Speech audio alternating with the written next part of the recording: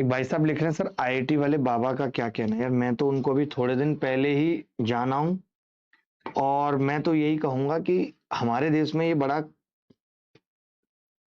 खराब narrative set हो जाता है कि ये बंदा अगर आईआईटीएन है तो अब ये सही होगा, इसने इतनी बड़ी चीज छोड़ दी है।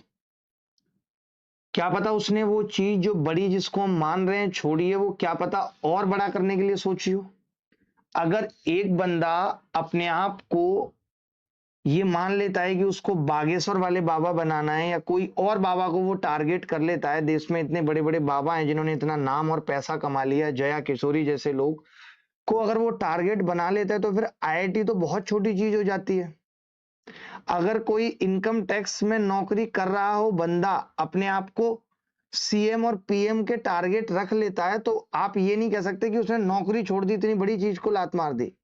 उसकी और बड़ी भी तो ख्वाहिशें हो सकती है ना।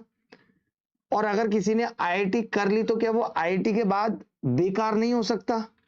वो नशे करना, ड्रग्स लेना, इन सब चीजों की लत नहीं लग सकती? उसको लग सकती है। और हम सिर्फ उसको इसी बात के लिए सम्मान दें और उसकी बातों को सुने और नेशनल इशू बनाते रहें। हर कॉमेडी आज नेशनल इशू बन गई है, और हर नेशनल इशू कॉमेडी बनता जा रहा है।